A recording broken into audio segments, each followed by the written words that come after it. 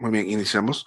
Muy buenos días a todos los participantes. Los saludamos desde el Ministerio de Salud, desde la Dirección de InfoSalud, Dirección General de Telesalud, Referencia y Urgencias.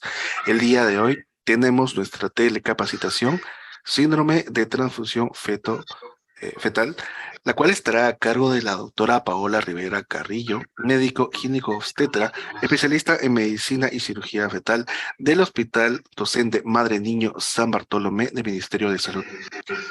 A todos los participantes les pedimos que si tienen alguna duda y o consulta la van a poder realizar mediante el chat. Al final de la ponencia vamos a absolver todas las dudas. Muy bien, muy buenas tardes y adelante, estimada doctora Paola Rivera. Quedamos atentos a su presentación. Sí, buenas tardes con todos. Nuevamente aquí yo acompañándolos con un tema más de embarazo gemelar, bueno, específicamente las complicaciones, ¿no? Y una de estas complicaciones bastante común en estos embarazos gemelares monocoriales, recordar que monocoriales pues es una sola placenta, ¿no? Es el síndrome de transfusión feto-fetal. Vamos a empezar con la incidencia. A nivel mundial tenemos incidencias del 10 al 15% de estos embarazos monocoriales se estarían complicando con el síndrome de transfusión feto-fetal en una edad gestacional generalmente entre las 16 y 26 semanas de gestación. Okay. Pues sí son datos bastante importantes a tener en cuenta, ¿no? Resulta que ¿en qué consiste la fisiopatología de este tipo de complicación? Pues en realidad nosotros, como vemos en el diagrama de la diapositiva, pues tenemos una sola placenta, tenemos dos gemelos, vemos hacia su lado derecho de la pantalla, se trataría del gemelo receptor, y hacia su lado izquierdo el gemelo donante. Voy a utilizar el puntero para que se vea mejor. Bueno, entonces, ¿qué es lo que va a suceder? Como están conectados a través de estas anastomosis, existen tres tipos de anastomosis, las anastomosis superficiales y unas anastomosis profundas, ¿no? Las anastomosis superficiales serán aquellas que tienen un flujo bidireccional, va de donante a receptor o de receptor a donante, y son las anastomosis arterioarteriales. Mientras que las anastomosis profundas serán las que van a justamente ser profundas y van a compartir el cotiledón e irán en una sola dirección.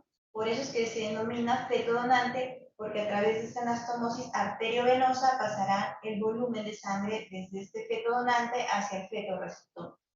Entonces, ya les mencioné la palabra volumen. Recordar que la fisiopatología del síndrome de transfusión feto-fetal es una alteración en los volúmenes, más no territorio placentario.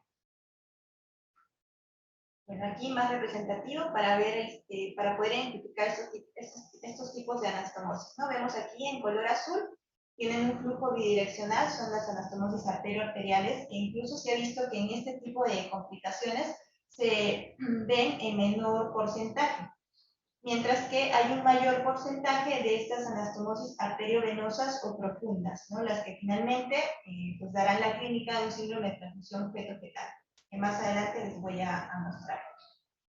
Y existen muchos estudios en los que ya se identifican ese tipo de anastomosis. Por ejemplo, aquí hay esto de poder teñir la placenta, inyectar coloración, y es más fácil así poder identificar esas anastomosis. Por ejemplo, si ustedes ven en el lado derecho de su pantalla, vemos este vaso en color verde que se une hacia este vaso en color azul, ¿no? En una sola dirección. Vemos que es superficial, se trataría de una anastomosis arterio-arterial, ¿no?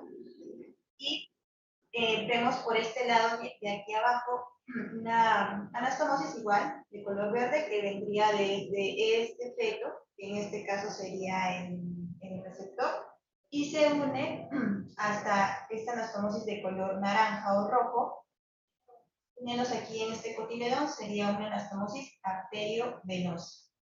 ¿Okay? Entonces, recordar nuevamente, en la fisiopatología del síndrome de transfusión feto-fetal, nosotros tendremos una mayor cantidad de anastomosis arteriovenosas en una sola dirección, de feto donante a feto receptor, y una menor cantidad de anastomosis arterioarteriales, que son las bidireccionales y protectoras.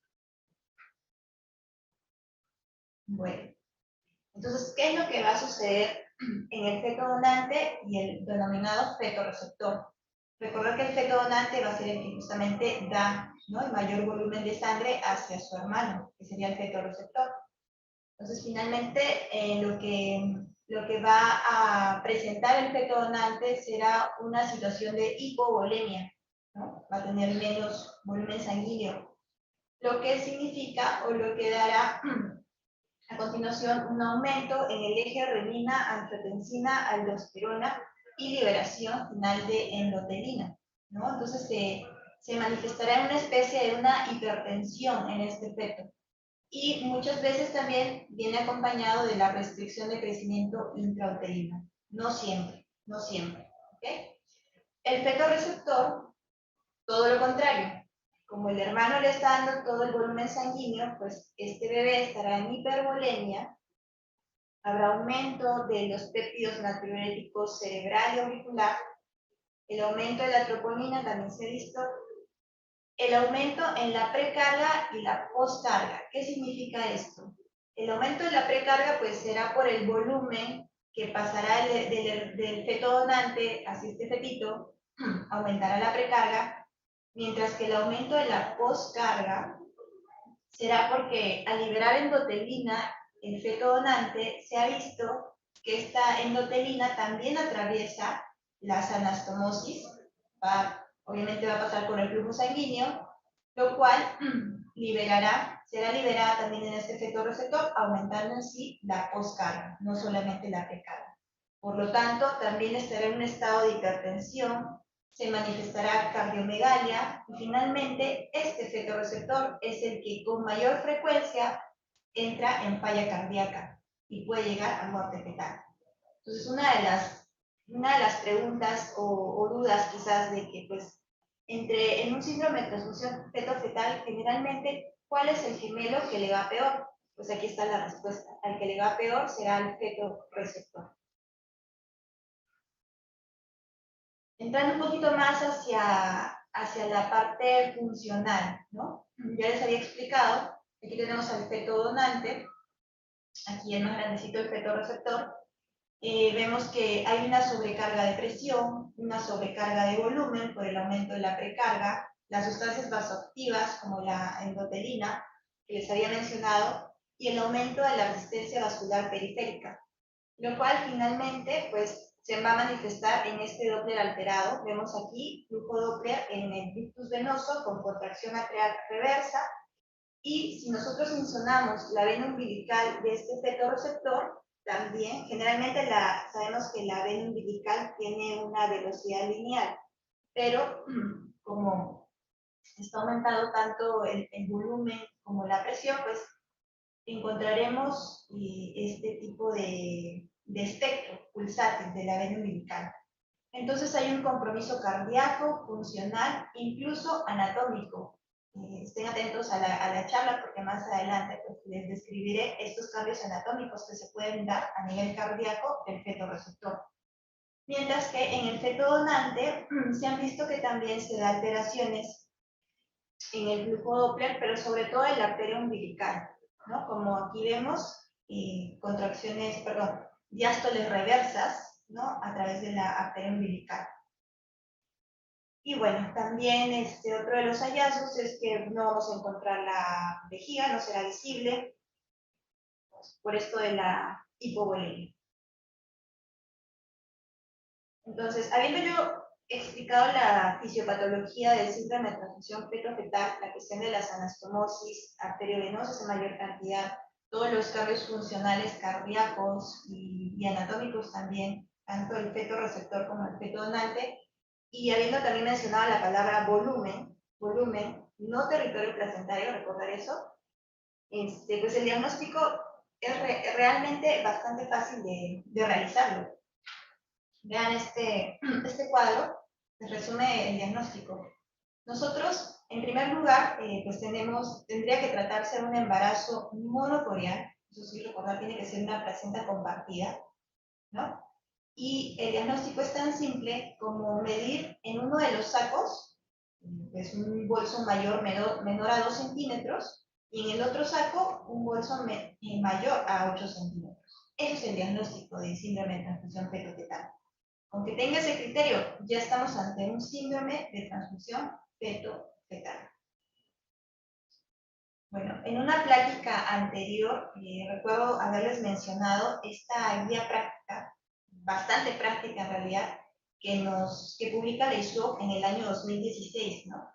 En que pues la traigo nuevamente a ustedes para poder recordar cómo es el seguimiento de un embarazo gemelar monocoreano, ¿no? Y por qué hacerlo de esta manera, para poder identificar a tiempo este tipo de complicaciones. Justamente la más común es el síndrome de transfusión fetal.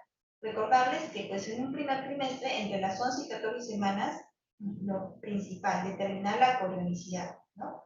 Luego el screening para trisomía 21 y pues también yo aportar en cuanto a este cuadrito que nos da la ISO, también tenemos que ver anatomía fetal en el primer trimestre. La siguiente ecografía será a las 16 semanas y a partir de las 16 semanas será cada 2 semanas. Ojo, esto en embarazos monocoreales no complicados, cada 2 semanas. ¿Y qué vamos a evaluar a partir de las 16 semanas? Pues principalmente el crecimiento fetal, las columnas máximas de líquido, ¿no? Para poder descartar síndrome de transmisión feto-fetal y podemos iniciar con la evaluación del Doppler, ¿no? Como vemos en el cuadrito al lado de la derecha.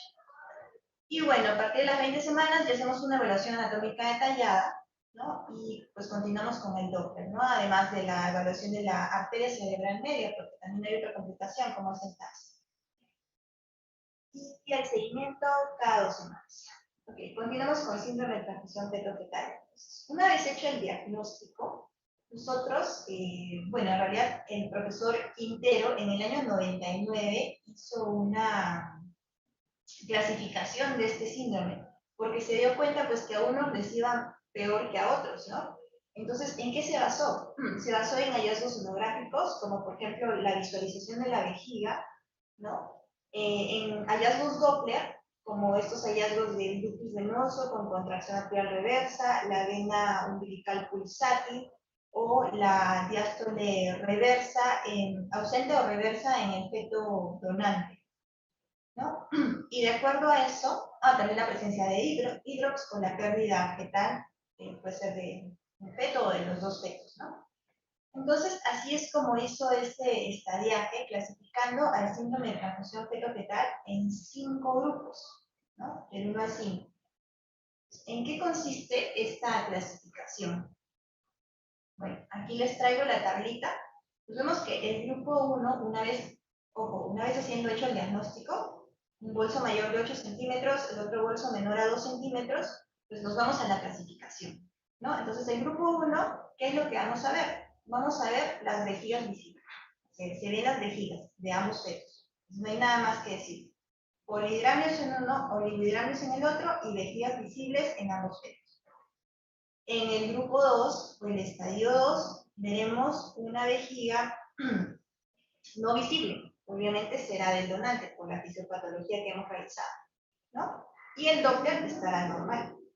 En el estadio 3, que vamos a ver, ya encontraremos cambios Doppler, ¿no? ¿Qué cambios Doppler? Generalmente en el feto receptor vamos a encontrar el ductus venoso con la contracción atrial reversa, ¿ok? Y la vena umbilical pulsátil, ¿ok? Mientras que en el feto donante encontraremos una diástole reversa en la arteria umbilical. En el grupo 4 o estadio 4, lo que vamos a encontrar será la presencia de hidrox en cualquiera de los dos fetos, pero generalmente sucede en el feto receptor por la fisiopatología que hemos revisado. Y el 5, pues ya es el último estadio, pues no hay nada que hacer. Vamos a encontrar la muerte de uno o de ambos gemelos. Ahora, yo les he hablado de grupos, no lo he hecho de manera sucesiva. ¿Por qué? Porque pues En algún momento hubo como críticas a este estudio. ¿Por qué? Porque se pensaba de que de un estadio 2 pasaba a un estadio, perdón, un estadio 1 pasaba a un estadio 2 y así sucesivamente, ¿no? De un 2 al 3, de 3 a 4 y de 4 finalmente al 5. Pero luego se fueron dando cuenta de que no era así. Podía estar en un estadio 1 y de pronto pasaba a un estadio 3, ¿no? Con el doble lateral. O un estadio 3 sin desarrollar hidrox y pasar a un estadio 5, igual que fetal, de uno o ambos fetos, ¿no? Sin embargo, pues profesor Quintero siempre menciona de que hay un síndrome de transfusión feto-fetal atípico, ¿no? Que no necesariamente van a entrar en estos grupos de estadiaje, ¿ok?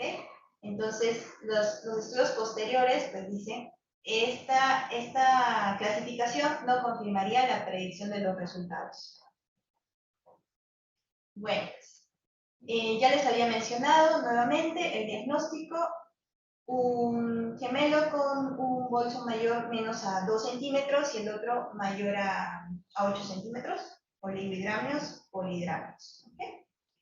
Y en este cuadrito bastante interesante de la Sociedad de Medicina Materno-Fetal Americana, nos menciona los estadios y qué es lo que podríamos realizar frente a cada estadio, ¿no? Entonces, a manera de resumen, y más adelante voy a ser mucho más detallada con esto, pero por ejemplo, aquí nos dice que en el estadio 1, ¿qué sugieren? Pues nada, consejería, podríamos considerar el manejo expectante, igual seguimos la vigilancia, pero esta vez no va a ser cada 2 semanas, como un embarazo sin complicaciones. Esta vez será cada semana, ¿ok? Cada semana. Pero hay que tomarlo con pinzas porque los últimos estudios resulta de que, pues sí, también aconsejan el manejo expectante. Sin embargo, hay situaciones, como por ejemplo, que lo he visto en la práctica, como un polidramio severísimo, ¿no? Severísimo, sin manifestaciones de un estadio 2, pero, por ejemplo, que tenga un cervix corto. Entonces, pues, operar o no operar, ¿ok? Seguimos en investigación, teniendo los resultados más favorables para un estadio 1, pero pues estamos en ese dilema, si hacer algo o no hacer nada en el estadio 1. En lo que sí no hay nada que decir es en el estadio 2, 3 y 4, pues porque las complicaciones podrían ser peores y allí sí consideran realizar el tratamiento del láser de las anastomosis vasculares placentales. ¿Ya? La mayoría de estudios, bueno, en realidad el principal trial fue realizado entre las 16 semanas y 26 semanas de edad gestacional, donde podríamos realizar el láser. Y el estadio 5, pues no hay nada que hacer. Lamentablemente, pues aquí ya se perdieron uno de sus gemelos, no son candidatos a cirugía. ¿Okay? Pero sí, ahora la lesión neurológica, perdón, es bastante alta de que haya lesión neurológica en el gemelo sobreviviente. Bueno, les hago esta pregunta un poquito más allá de lo que del diagnóstico y la clasificación, que es lo que generalmente encontramos en los libros, ¿no? Y que en realidad, si se dan cuenta, no es nada difícil. Es bastante fácil el diagnóstico y la clasificación. Esta siguiente pregunta, y pues la función cardíaca en fetos con síndrome de transfusión feto-fetal. ¿Qué sucede? Y estos cambios anatómicos que les había descrito inicialmente. Bueno, pues en el año 2015, el doctor Michel Feller, en Estados Unidos, describe estos 3 tipos de cambios cardíacos que se dan en los gemelos receptores sobre todo, ¿ya? Cambios anatómicos y funcionales. Entonces, lo describe en 3 grandes grupos. La estenosis pulmonar, atresia pulmonar, funcional anatómico, e insuficiencia pulmonar aislada. Les había comentado inicialmente en cuanto a la fisiopatología que no solamente había un aumento de la precarga por el aumento del volumen, sino también había un aumento de la poscarga. por esto de la endotelina que pasaba del feto donante al feto receptor. Se ha visto que esta endotelina hace que la válvula o el tracto de salida que más va a sufrir o va a manifestar el aumento de la resistencia va a ser la válvula pulmonar o el tracto de salida de la pulmonar, de la arteria pulmonar, en los fetos receptores. Por eso, les muestro, este es un caso real, es un clip de video de un gemelo receptor con un síndrome de transfusión feto-fetal entero 3, ¿ok? En el que, pues, vamos a repetir nuevamente, en el que se va a evidenciar en la salida de la arteria pulmonar, encontramos un flujo acelerado y turbulento a través de esta válvula, y la válvula de la pulmonar incluso se encontraba engrosada y displásica, ¿ya? Y vemos el tracto de salida bastante estrecho si lo comparamos con la aorta. Se trataría de una estenosis pulmonar, ¿ok? Y está hasta un 20% o un 25% se asocia al síndrome de transfusión feto-fetal. ¿Okay? Les había hablado incluso de atresia pulmonar. ¿Okay? Hay una atresia pulmonar anatómica y funcional. ¿Okay? Anatómico probablemente pues ya estuvo desde un inicio, ¿no? Antes de que incluso se diera el síndrome de transfusión feto-fetal, pero la funcional es la que se va a dar a consecuencia, o quizás aparezca antes que se manifieste el síndrome de transfusión feto-fetal. ¿Ya? ¿Qué es lo que vamos a ver? Pues un flujo ausente, un mínimo a través del tracto de salida de la válvula pulmonar, aquí lo vemos. El flujo reverso a través del ductus arterioso, la parte de abajo es la arteria pulmonar y vemos un flujo reverso, ¿no? Desde que esté coloreado en azul o coloreado en rojo. Aquí vemos en la flechita, ese es el ductus arterioso con un flujo reverso. Entonces, todos estos cambios anatómicos importantes se dan en el feto receptor. Aquí nosotros vemos una pulmonar bastante estrecha, como vieron en el video, aquí, si lo comparamos con la otra.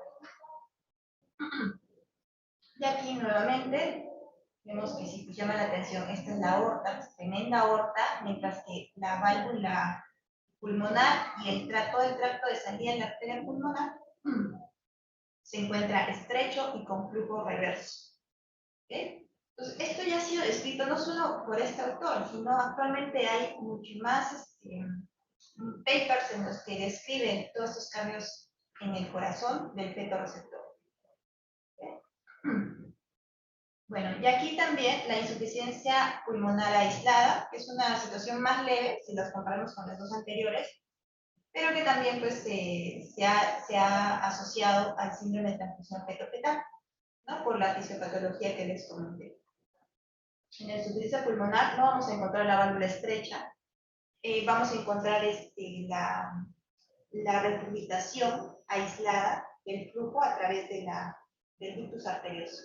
¿Okay? No es constante, hay una simple regurgitación. De hecho, dentro de los tres, pues esta es la más leve. Bueno, entonces, ¿cuál es la importancia? Pues aquí les traigo algunos resultados. Estenosis pulmonar, atresia pulmonar e insuficiencia pulmonar aislada. Generalmente, en estadios 3 y 4, que vamos a encontrar mayormente atresia pulmonar, funcional en mayor cantidad. ¿Okay? Funcional en mayor cantidad.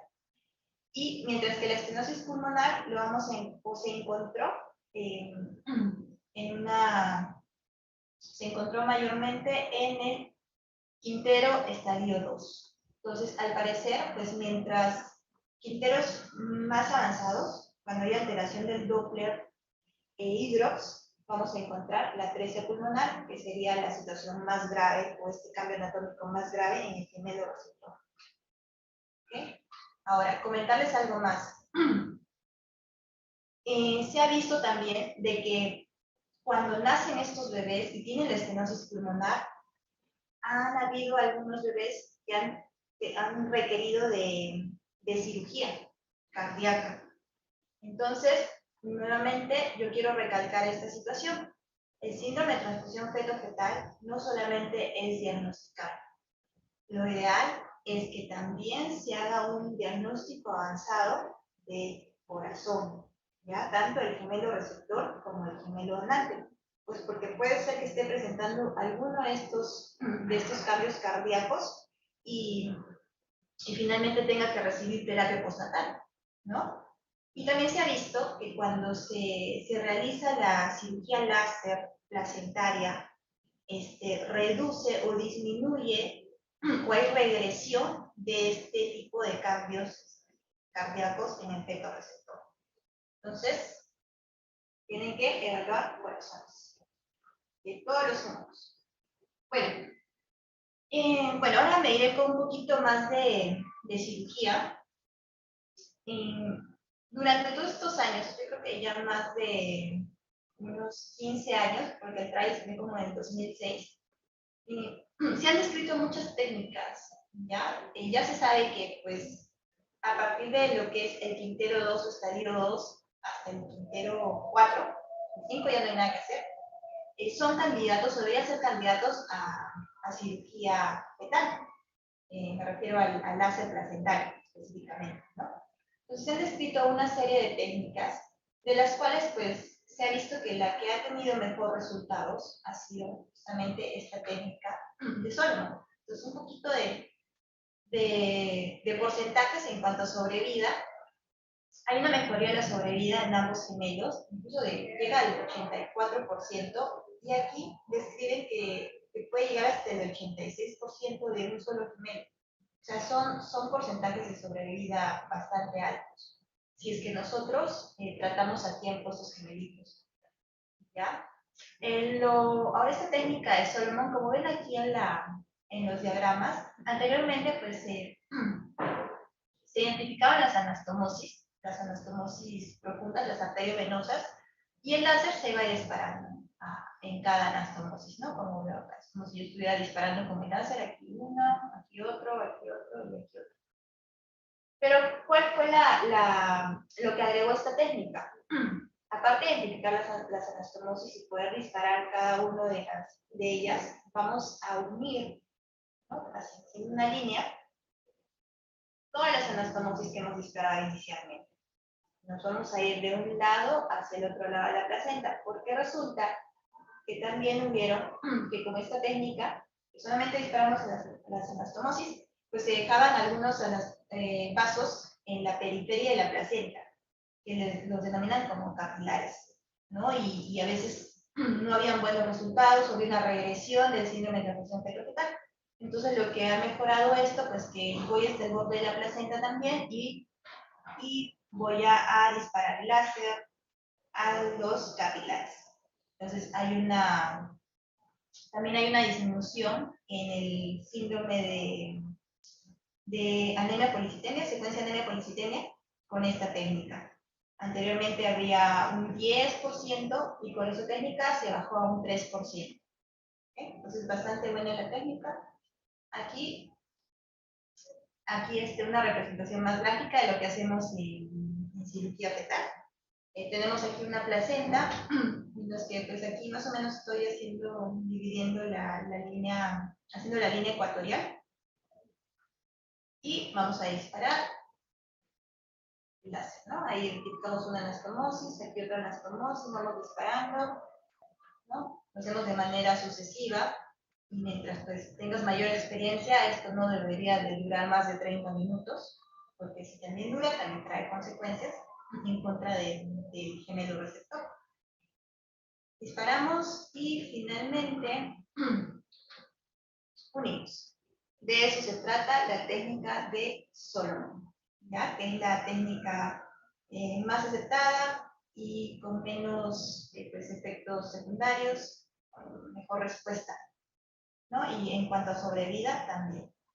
Y otra cosa que aquí que quiero que se den cuenta en esta placenta es que, como les había dicho, pues síndrome de transfusión fetal es alteración del volumen, no de los pesos fetales, no del territorio placentario, como vemos aquí, ¿no? Vemos esta única placenta, y como yo he hecho esta línea ecuatorial, y limitando, mejor dicho, las anastomosis, veo que, pues, en realidad prácticamente he dividido la placenta en dos, ¿no? No hay tanta diferencia en territorio placentario.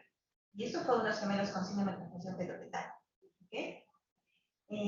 Pues no es territorio placentario, son volúmenes alterados a través de estas anastomosis arteriovenosas, que son las proteínas en mayor cantidad y que pues, tienen arteriales, que son las superficiales, en menor cantidad. Por eso es que se produce el síndrome de transfusión fetal. Bueno, y yéndonos un poquito más hacia el futuro, bueno, futuro para nosotros quizás, pero es una realidad en China. Les traigo este dato, que se ha empezado a usar el HIFU, seguramente lo han escuchado para otro tipo de medicina, el High Intensity Focused Ultrasound. Bueno, pues ya han empezado a usar el HIFU para el tratamiento de la secuencia TRAP, ¿ya? O el gemelo acárdico. Entonces, probablemente ya se venga esto para también dar tratamiento al síndrome de transfusión fetal. ¿Okay? Bueno, pues eso sería todo de mi parte. Agradecer nuevamente a Telecapacitación MINSA. Me parece muy importante que nosotros nos sigamos capacitando y qué mejor pues que ya sea a nivel nacional, ¿no? Muchas gracias.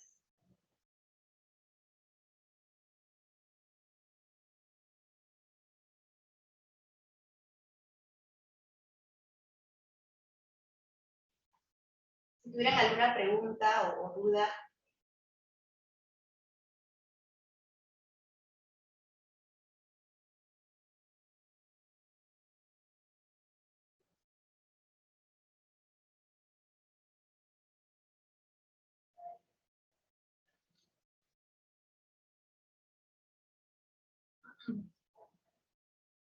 Hola.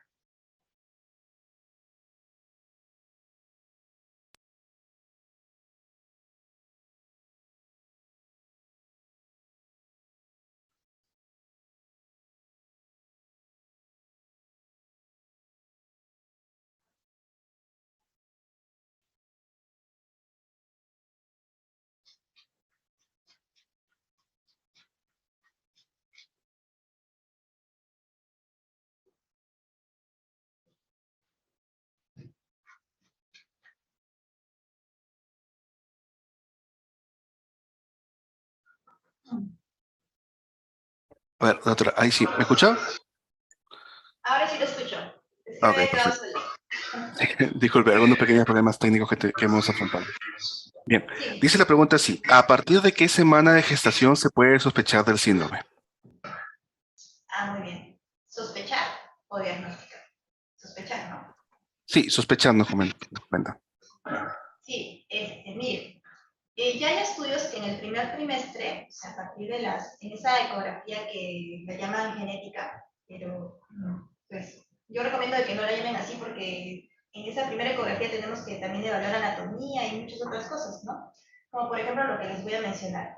En primer trimestre ya hay estudios en los que si es que el ductus venoso pulsátil o con contracción atrial reversa, si es que no tiene nada que ver con el riesgo de nefroidías y todo eso, pues sería un signo sospechoso de que más adelante pueda desarrollar síndrome de transfusión fetal. Incluso la diferencia de líquidos también ya podría hacernos prender la campanita y decir, no, estos bebés yo tengo que vigilarlos con mayor cuidado porque más adelante podrían desarrollar síndrome de transfusión fetal.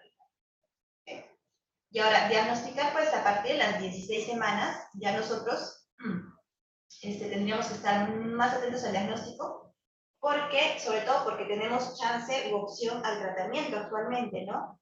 El tratamiento, pues nosotros estamos brindándolo aquí en nuestro hospital, en la unidad de medicina y cirugía fetal del Hospital San Bartolomé, aquí en Lima. Entonces, la idea es poder diagnosticar temprano para poder darle el tratamiento oportuno, ¿no? Muy bien, doctora, muchísimas gracias. Siguiente pregunta dice así, en una gestante con antecedentes de hipertensión, ¿cuál es el porcentaje de que los fetos presenten dicho síndrome? Con antecedente de hipertensión. Pues, a ver, específicamente, de repente como lo podríamos asociar como embarazo gemelar en sí. O sea, con síndrome de transfusión feto-fetal asociado a hipertensión o preeclampsia, no hay algo en la literatura que nos diga, ok, no, este porcentaje va a desarrollar preeclampsia, ¿no? Pero pues sabemos que un factor de riesgo es el embarazo gemelar, ¿no? Para desarrollar preeclampsia. Cualquier embarazo gemelar, no necesariamente estar complicado con síndrome de transfusión feto-fetal. Perfecto, muchísimas gracias, doctora. Vamos a pasar a la última pregunta que tenemos, dice así. ¿El ultrasonido Doppler permite identificar un diagnóstico presuntivo de anemia fetal? ¿Se contaría con otro examen de apoyo diagnóstico para que el paciente sea referido oportunamente a un hospital de mayor complejidad? Perdón, el ultrasonido Doppler. No entendí bien la pregunta. La primera parte.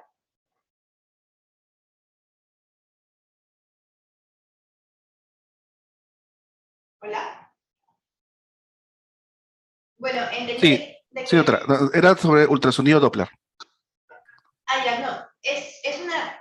De hecho, es una herramienta fundamental en sí para poder hacer el diagnóstico, ¿no? Bueno, el diagnóstico con los líquidos amnióticos que ya les había mencionado, pero el Doppler tenemos que usarlo sí o sí en estos embarazos similares, porque de acuerdo a esto nosotros haremos el estadiar. Pero vayamos paso a paso, ¿ok? Primero, líquidos. Creo que se perdió la conexión.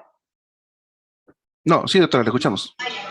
Ok, entonces vamos paso a paso. Primero, los líquidos amnióticos de ambos gemelos y luego, pues, iremos evaluando el Doppler. ¿Qué arterias vamos a evaluar? ¿O qué vasos, no? Vamos a evaluar tanto la arteria umbilical en ambos gemelos, tenemos que evaluar el ductus venoso en ambos gemelos y tenemos que evaluar la arteria cerebral media en ambos gemelos. Entonces, ¿por qué el ductus venoso? Pues porque como vemos, en este síndrome, generalmente el receptor es el que tiene esta alteración, ¿no?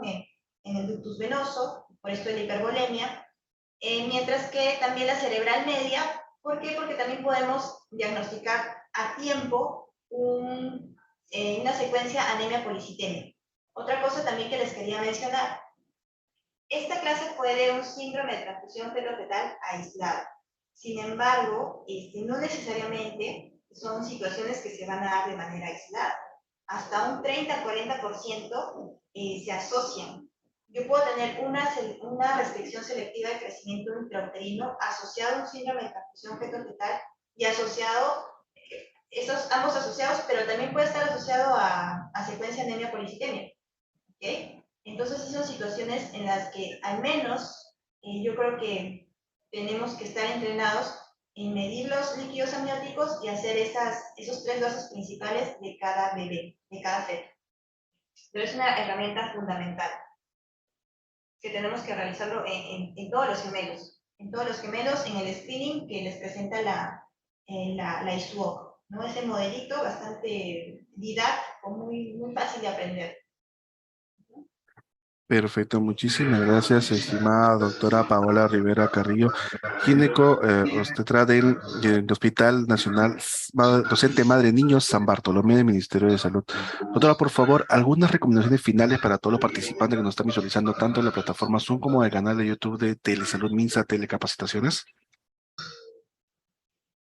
No, bueno, primero agradecer su asistencia. Yo creo que es parte importante de nuestra formación, ¿no? Y nunca dejamos de aprender, nunca dejamos de aprender. Y de repente, sí, quizás los abrumado un poquito con esto de la parte cardíaca. Sin embargo, siento que para hacer el diagnóstico no es tan difícil, ¿no? Es medir líquidos, medir obviamente hacer las biometrías, y la insonación de estos 3 vasos principales. Listo. Es bastante básico. Y si ustedes tuvieran dudas también, pues no duden en consultarnos, ¿no? En consultarnos para poder nosotros darle alguna orientación y poder actuar a tiempo, sobre todo por el bien de la paciente. Muy bien, perfecto. Muchísimas gracias nuevamente, estimada doctora Paola Rivera Carrillo, ginecobstetra del Hospital Nacional Docente Madre de Niño San Bartolomé. Doctora, le esperamos en próximas presentaciones. Muchísimas gracias por todo la información que el día de hoy nos ha obsequiado. Muchas gracias a ustedes.